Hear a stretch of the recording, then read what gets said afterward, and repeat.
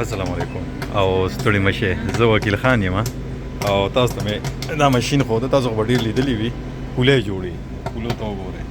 لکه بټ دی مونږ خو بکري ته بټیار ماما له دانې وړې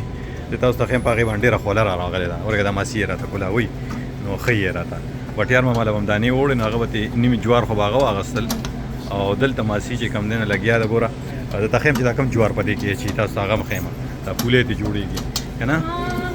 Okay, that was Ratashi. What was that? You're gonna put more in there? Yeah. Okay, what was that? Check me Dani pake dachi. That was the process schema the pulo. Da which you look bag check come then په $1 یو کم 1.5 پیسې باندې ده او بیا ورپسې غټ بیگ په هغې نه دغه قیمتونه ته وګورئ په ځان له وګورئ دا راځي ګوره ګرم دغه دی مشین دی په بجلی چلیږي او جوار دا دی غوکېره د جوار دا پکې چې اوس ورته غوکېره ماسي پکې دغه جوار ور واچولو او تماشې ته یې کوئ ښه تاسو نو بس دا هم یو کاروبار دی ګوره په دومره پیسو باندې جوار خرڅېږي که نه نمبر 12 بیگ او دا بیګونه دلته کې ګوتې لیکلي دي ګوره دا ګوتې چې تاسو ډک اخلئ دا یوه دا نمبر 12 د وینې غلی دا په $2 یو کم 40 پیسې پلس ټیکس دی دې کې غوښې سره پې بند کړو how long does it takes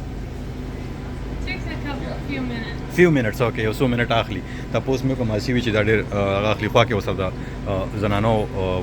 غسلخانه هم د هغې موتزي راځي دا کې سټیشن د پټرول پمپ ته دلته کې که تاسو ته زه ګیر چاپېر وښیم دوکان دی لوی ورسره او د ورجینیا کلیواله علاقه ده دلته کې چې کوم دی نو زه به دا ووایم فرنټ رویل ورته ویل کېږي زه په دې لاره تېرېدم دلته راغلم زه خو بل خوا تللی وم خو دلته ودرېدم هغه خبره چې ما ځان له به یو پیالې چای راواخلم که نه نو چای خوړله ماما زوی جوړي هلته کې پکې پیسټریم دي ډونټ هم دي ډېر لوی کاروبار دی خو ما له دې شي خوند راکړ که دا یو څو منټ اخلي کله دا ته تاسو ته بیا ښیم ملایان هم پکې خرڅېږي وینې قسمه قسم شیزونه دي دغه خوا پکې خنزیر هم پکې خرڅېږي او ماسي لګیا ده ورګه دې به یو څو منټه دا ماشین د لاندې نه بره درته وښیم نو ګوره دې باندې دا لیکلي دي هارټ پاپ کورن فرش تاسو سره ګاونډ کې سم ماشاءالله چې کوم دی نو چین ماما دی دا ماشینان په هغې کې بلا شي دي نو دا هم یو کاروبار دی پولې او دې باندې دغه اچولي دي کوچ هم پې اچولي دي غوړ پکې اچولي ګوره دې پولو ته تاسو وګورئ کوکونټ آیل دي سوري د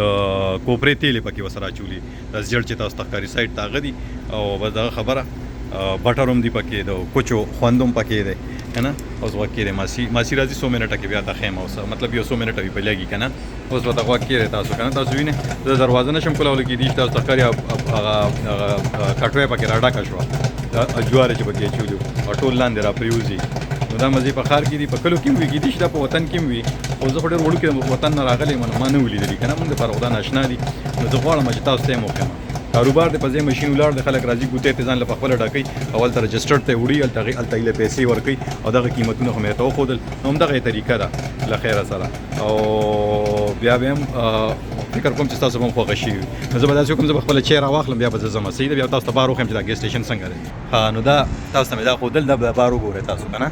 نو دا سره پټرول پمپ دی خلک راځي ځان ته په خپله تیل اچوي تیلو ریټونو ته هم وګورئ غریزه علاقه ده او ونې چې کم دی نو لګیا دي پاڼې یې دغه کړي دي داسې ورته زیړې کړي دي او دلته خلک ډېر زیات سیلګري راځي په زرګونو په شمېره کې هر کال راځي او سره خوا کې شاته پاټ لاین تېره شوې ده نو ډېر لوی پټرول پمپ و نور په پرېوتو دی وخت مازدیګر دی ګلېرورو او زه به دننه لاړ شم ګلېرورو خپل ګاډي له که نه نو بیا به نورې خبرې اترې کوو او دې ځای کې به له ویډیوګانې جوړوم زه به راځم که خیر دی فال لپاره فال مطلب دی کله چې دا ونې پاڼې غورځي د ونو په پاڼو ته وګوره خو ما ته په سترګو بل شان دی نه پوهېږم تاسو ته کیمره دا سرې زیړې شنې او مختلف رنګونه وي دی نو دلته هم راولم که خیري که الله کړی خیر وي او زیاتره سپین پوستې او کلیوال خلک دی دلته کې پاتې کېږي هغوی سره به هم میلاو وهم تر دې د نه اخلم اجازت د لوی الله په امان